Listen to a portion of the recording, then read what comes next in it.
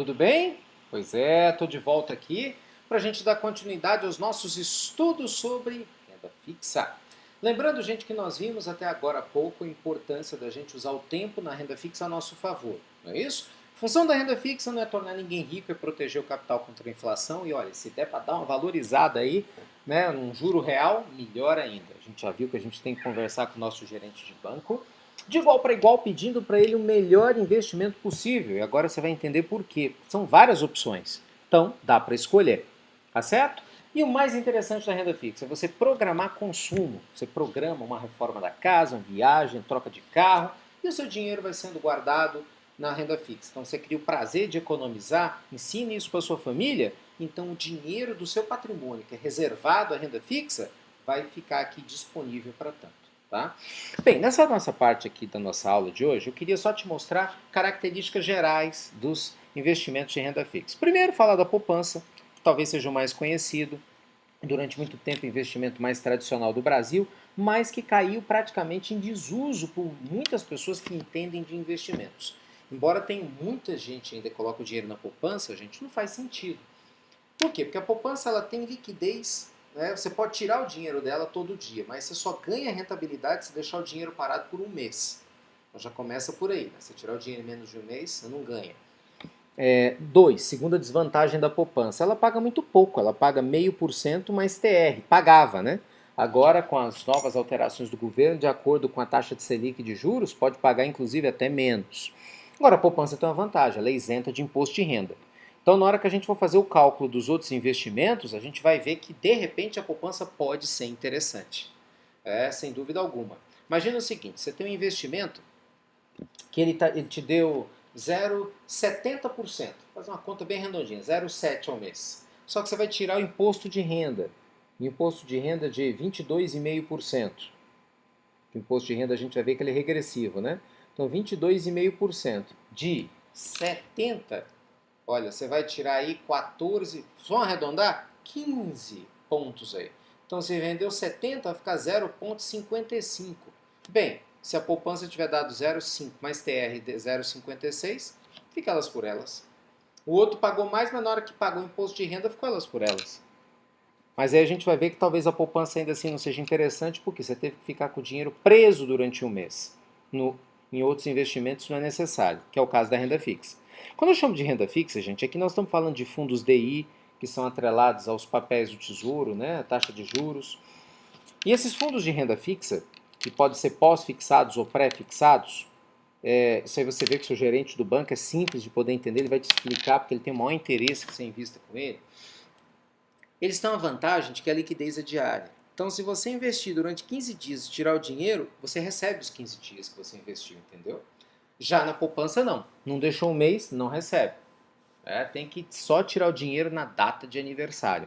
E normalmente, quando a taxa de juros está um pouco mais elevada, mesmo descontando imposto de renda, costuma render mais. É a mesma lógica do CDB. CDB são as siglas dos certificados de depósitos bancários. É um papel que o próprio banco emite para te emprestar dinheiro. Então o banco empresta o dinheiro dele, ele dá a si mesmo como garantia, correto? Então o valor que esse CDB tem no mercado normalmente acompanha muito a renda fixa. E você pode negociar com o banco. Né? Tem banco que vai te emprestar um CDB e vai pedir 3 meses para o dinheiro ficar parado.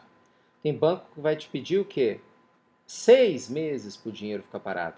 Então, claro, quanto maior o tempo que você deixa o dinheiro parado, maior o seu poder de barganha com o gerente para que você possa conseguir uma rentabilidade melhor.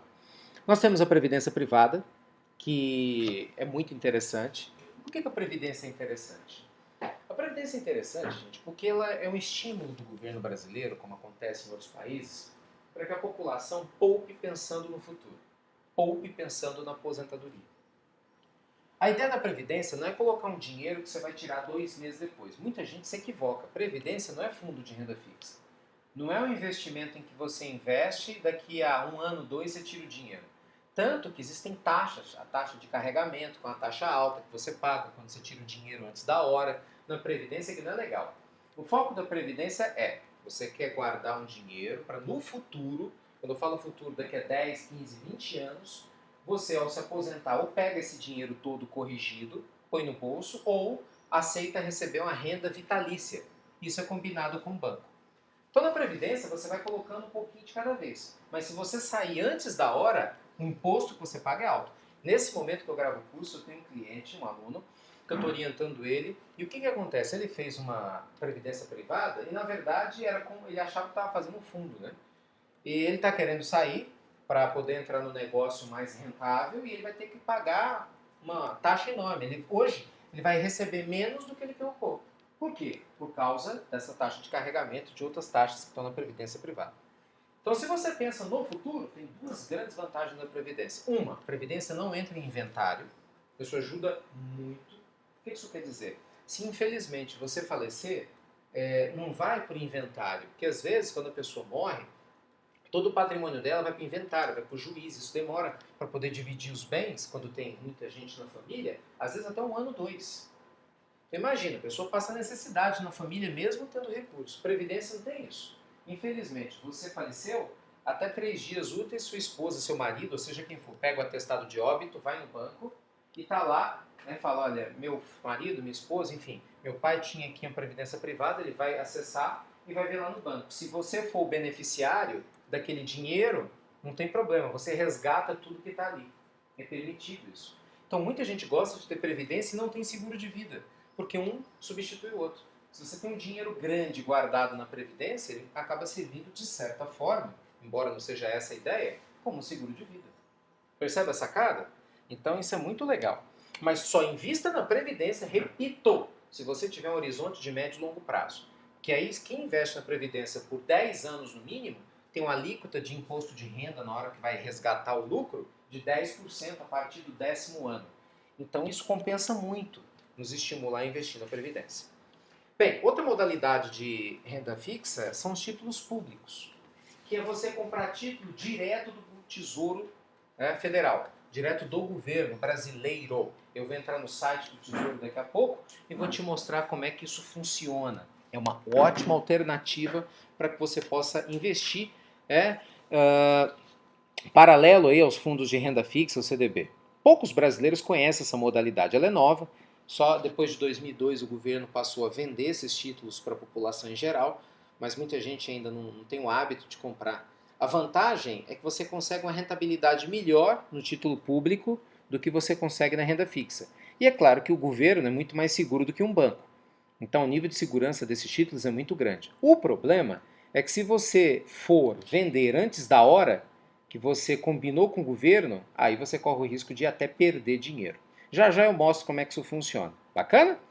Nós temos também a letra de crédito imobiliário, que é uma modalidade recente de investimento muito interessante. Você tem que ver no seu banco para ver se o seu banco te oferece, mas mais ou menos funciona assim.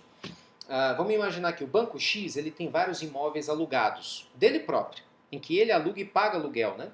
Então o que ele faz? Ele pega esses imóveis, cria um fundo e por si só ele rentabiliza os cotistas desse fundo.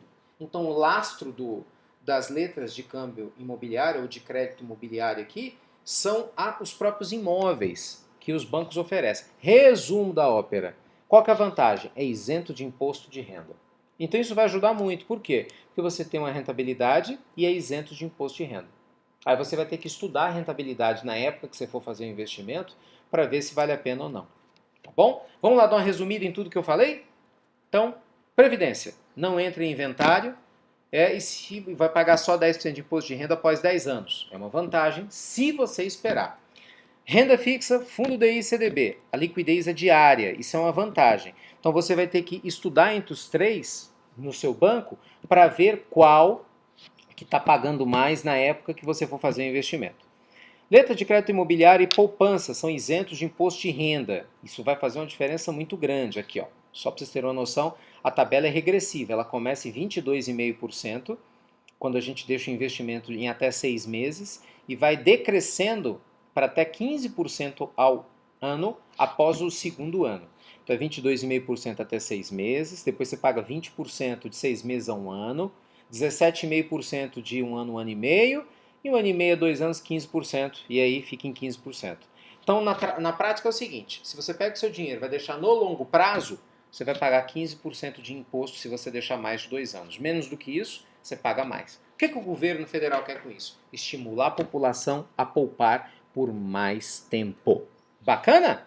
Tranquilos? Pois é. Então você está vendo, né, gente? Olha, tem muita alternativa na renda fixa. Por isso é que você tem que conversar com o seu gerente bancário, porque o banco é, sem dúvida alguma, o principal balcão de comércio de produtos de renda fixa. É o lugar que a gente conhece, que a gente está acostumado a negociar. Só que você tem que sentar de igual para igual com o gerente. Ou seja, você tem que olhar para ele e falar, olha, eu queria saber mais sobre as letras aqui imobiliárias, o que você tem?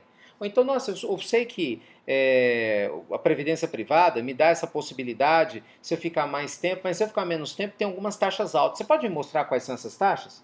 Então você deixa claro que você não é uma pessoa que não sabe o que está falando, que pelo contrário, você sabe sim o que está dizendo. Você vai ter mais respeito do seu gerente de banco e, claro, aquilo que você for investir na renda fixa, você vai conseguir uma alternativa muito melhor de rentabilidade.